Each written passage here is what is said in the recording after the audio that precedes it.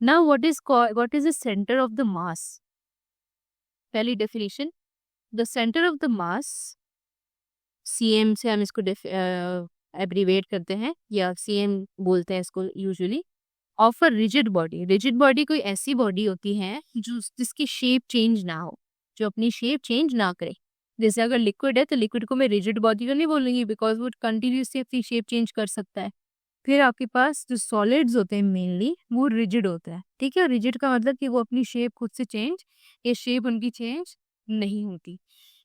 तो कोई ऐसी रिजिड बॉडी, सेंट्रल मास क्या होता है? एक rigid body is the point about which, एक रिजिड बॉडी का एक ऐसा पॉइंट जहां पे जो मास है, मास इज इक्वली डिस्ट्रीब्यूटेड, जहां से उसका मास जो है वो इक्वली डिस्ट्रीब्यूट हुआ। मतलब क्या हुआ मिस इस बात का? अच्छा, अब इसको मैं जरा समझाती हूँ एक तरीके से। एग्जाम्पल से हमने स्टार्ट किया है, तो ये बॉल थी, बॉल का मैंने क्या किया कि इसको चारों तरफ से उसके मैंने पॉइंट्स, लाइंस यानी डायमीटर्स आपस में ज्वाइन किए। तो एक पॉइंट ऐसा आया जहाँ पे सारी की सारी लाइंस आपस में मीट कर रही, ठीक है। अब अगर मैं देखती हूँ तो ये पॉइंट ऐसा पॉइंट है कि जिससे हर तरफ का डिस्टेंस तकरीबन सेम है। अब ये तो बॉल बहुत खराब बनी है, बट एक आपको अंदाजा है कि जब सर्कुलर चीज होती है तो अगर सेंटर की मैं बात करती हूँ तो ऐसा सेंटर की यानी कि चारों तरफ से वो बिल्कुल इक्वल हो, तो ये इसका सेंटर ऑफ द मास कहलाता है। यानी इसका जो पूरी बॉल का जो सारा का मास है वो कहाँ डिस्ट्रीब्यूट, कैसे डिस्ट्रीब्यूट हुआ है, वो ये सेंटर ऑफ मास से मुझे पता चलेगा। यानी कि ये सेंटर है मास का, यहाँ पे इधर से सारा मास इक्वली डिस्ट्रीब्यूट है। यानी यहाँ से यहाँ, यहाँ से यहाँ, यहाँ से यहाँ, हर जगह मास इक्वली डिस्ट्रीब्यूट हुआ है, इक्वल मास है, मास सेम है हर जगह, ठीक है। अब मिस ये तो सर्कुलर बॉडी है, अब कोई अगर ऐसी ऑब्जेक्ट है जैसे कि समझे मैं ट्राइंगल बनाती हूँ। अब ट्राइंगल है, अब ट्राइंगल का सेंटर ऑफ मास कहाँ से निकालेंगे आप? तो उसके लिए भी आप क्या करते हैं, ये अब ये सारे ज्योमेट्रिकल मेथड्स होते हैं, ये मैथ्स में हम पढ़ते हैं, लेकिन यहाँ पे एक्सप्लेनेशन के लिए मैं बता देती हूँ। और सबसे इम्पोर्टेंट बात, हमने इस चैप्टर की ग्रैंड टेस्ट का जो प्रैक्टिस टेस्ट है उसका लिंक हमने डिस्क्रिप्शन में डाल दिया है। आप डिस्क्रिप्शन में जाकर ये ऊपर पहला लिंक है प्रैक्टिस ग्रैंड टेस्ट को, यहाँ पे जाएं और सॉल्व करें और प्रैक्टिस करें। यहाँ से आपने अगर प्रैक्टिस कर ली, आपके एग्जाम्स के अंदर एमसीक्यूज के अंदर 100% मार्क्स गारंटेड है। उसके अलावा अगर आपको हमारे फ्री नोट्स चाहिए, lecture, guest papers, model papers चाहिए, तो इस पहली वाले लिंक पे क्लिक करके आप हमारे चैनल को ज्वाइन हो जाए और दूसरी वाली लिंक को क्लिक करके आप हमारा व्हाट्सएप ग्रुप है इम्पोर्टेंट प्रीमियम, उसको ज्वाइन हो जाएं, ठीक है। अगर आपको ट्यूशंस वगैरह के अंदर एनरोल होना है, कोई डाउट है, तो ये हमारा व्हाट्सएप नंबर, इस पर क्लिक करेंगे आप डायरेक्ट व्हाट्सएप पे चले जाएंगे और तमाम बुक्स के पीडीएफ इस वाले यहाँ पर आखिरी वाले आपके पास गिवन है। आप यहाँ से कोई भी बुक उठा सकते हैं, आपकी जो मर्जी चाहे, सारी की सारी क्लासेस का। इसके साथ साथ आपसे रिक्वेस्ट है, आप चैनल को सब्सक्राइब और वीडियो को लाइक भी करते हैं।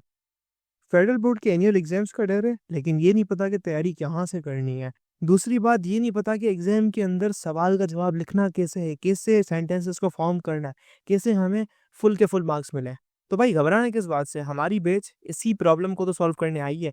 तो आप भी हमारे बच्चों की तरह 97.8 परसेंटेज ला सकते हो, 98.27 परसेंटेज ला सकते हो, फातिमा की तरह, अगली फातिमा आप बन सकते हो। आप 505 मार्क्स ले सकते हो आउट ऑफ 520। अच्छा जी, कैसे? हम आपको सिखाते हैं कि एग्जाम के अंदर लिखना कैसे होता है, ग्रैंड टेस्ट प्रोवाइड करते हैं। देखें जी, हमारे पास है पाकिस्तान की one of the best faculty. आप कोई भी सब्जेक्ट लेना चाहें, आपका जो दिल करे, आप सारे सब्जेक्ट्स लें, सिर्फ और सिर्फ 3,000 रुपये में पूरे साल में। आपको एग्जाम राइटिंग मेथड सेशन दिए जाते हैं कि सवाल का जवाब लिखना कैसे, डिफरेंस वाला अलग क्वेश्चन, डेफिनेशन अलग, एग्जाम्पल वाला अलग, मैथ के सवालों का जवाब अलग होता है। आपको टॉपर बच्चों के नोट्स दिए जाते हैं, आपको फुल बुक के notes, question answers, live classes के अंदर कॉन्सेप्ट पढ़ाया जाता है आपको, और उनकी रिकॉर्डिंग्स भी दी जाती हैं। भैया और क्या चाहिए? अच्छा, और मज़े की बात, ग्रैंड टेस्ट से हमारा समझो पेपर लगता है। ये हमारा है केमिस्ट्री का ग्रैंड टेस्ट, इसका सवाल नंबर तुम नोट करो ये। तो भैया इस ग्रैंड टेस्ट में से आपके 3 सवाल लगे हैं क्लास 9 के केमिस्ट्री के पेपर में, इस साल जो नए सिलेबस से हुआ था 2025 के अंदर ग्रेड 9 का।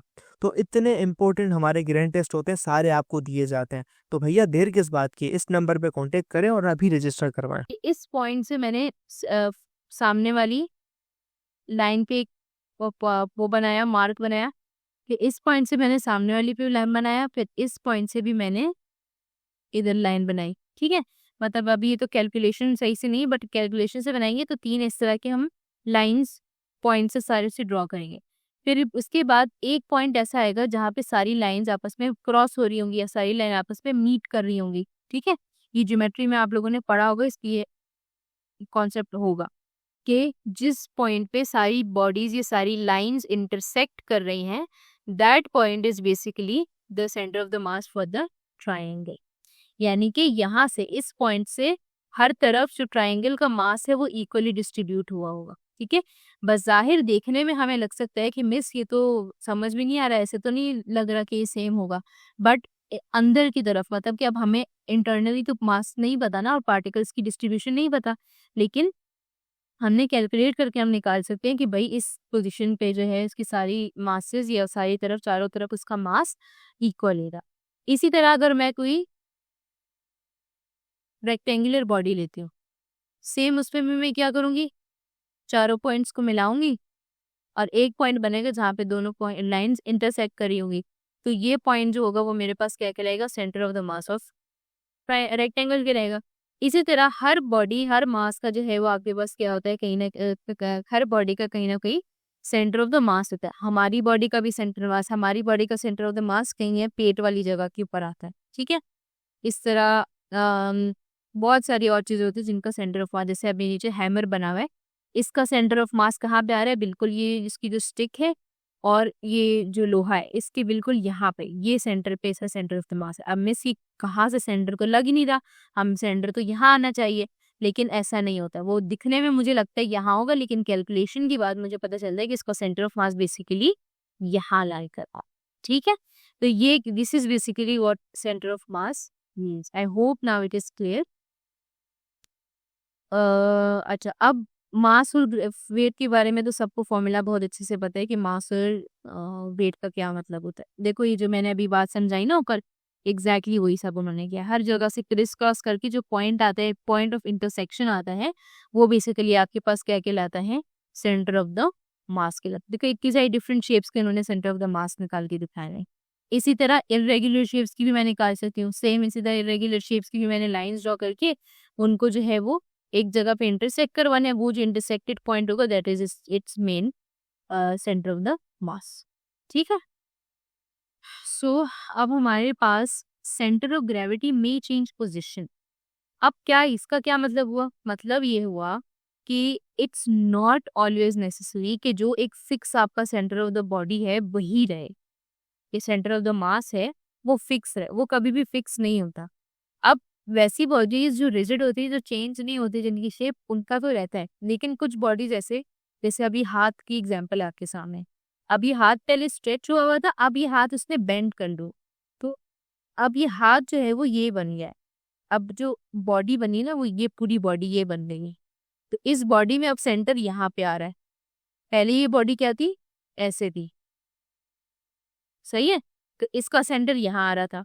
अब ये बॉडी ऐसे हो गई, अब इसका सेंटर यहाँ पे आ रहा है। ये सारी कैलकुलेशंस है, इन कैलकुलेशंस की बनिस्बत ये सारा कुछ चेंज होता है। अब एक और एग्जांपल इसके हम ऐसे लेते हैं, अब एक इंसान जो है वो खड़ा हुआ है, ठीक है, तो मैं जैसा भी बना रही हूँ प्लीज डोंट जज। एक इंसान जो है वो खड़ा हुआ है, तो इसका सेंटर ऑफ द बॉडी है वो कहीं यहाँ पे आ रहा है, सेंटर ऑफ द मास जो है वो कहीं इस जगह पे आ रहा है। अब अगर वो बंदा क्या हुआ है कि वो बंदा अब